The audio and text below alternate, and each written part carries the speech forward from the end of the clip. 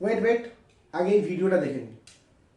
पुलवामा के शहीद इसलिए हुए कि उन्होंने 5 जहाज मांगे थे, वो नहीं दिए, 4 महीने तक लटकाए रखे। तो मैंने इसको फोन किया, मैंने कहा हमारी गलती से हुआ है, रानी तो आपने इसकी चिपका दिया, वो तो छूटेगा नहीं।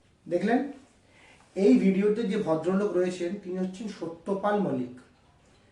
তিনি গোয়া, বিহার, উড়িষ্যা, জম্মু কাশ্মীর আর মেঘালয়ের গভর্নর ছিলেন। একে একে এই সমস্ত রাজ্যের তিনি গভর্নর ছিলেন। কেমন আছো সবাই? আশা করি সবাই খুব ভালো আছো। আজকে 14ই ফেব্রুয়ারি। 90% লোক ভ্যালেন্টাইন্স ডে মানাচ্ছে বা ভ্যালেন্টাইন্স ডে স্ট্যাটাস দিয়ে দিয়েছে, কিন্তু 10% লোক এমন আছে আমার মতো পাবলিক যারা আজকের দিনটা নিয়ে অনেক দুঃখিত।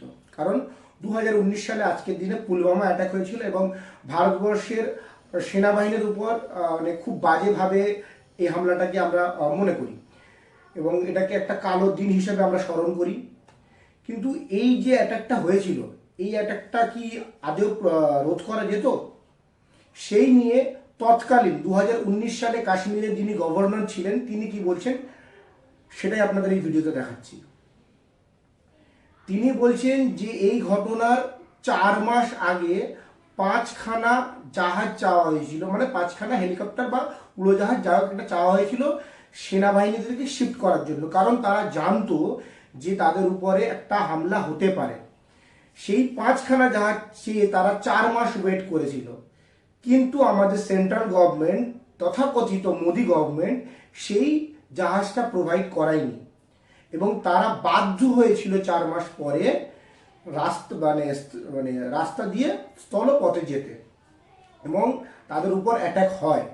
এবং সেই ঘটনা যখন গভর্নর আমাদের প্রধানমন্ত্রীকে জানায়, প্রধানমন্ত্রী তখন বলে চুপ থাকো, এই বিষয়ে কোনো কথা বলো না। কারণ তার কিছুদিন পরেই ছিল ইলেকশন এবং তিনি ইলেকশনেতে একটা ক্যাম্পিংয়ে এই লাইনটা ইউজ করে যে ভোট দিতে যাওয়ার আগে পুলওয়ামার শহীদদের কথা একবার মনে করো। আর কি হচ্ছে, মানে দেশের সেনাবাহিনী, দেশের সম্পদ, তারা দেশের জন্য প্রাণ দিল, তুমি সেটাকে পার্টিবাজিতে ইউজ করছো। মানে কোথায় যাচ্ছে এই দেশ? অন্ধভক্তরা কোথায় নিয়ে যাচ্ছে? আর কত বাজে দিন দেখবো আমরা? আপনাদের মতামত কমেন্ট করে জানাবেন। ভালো থাকবেন, ভালো রাখবেন।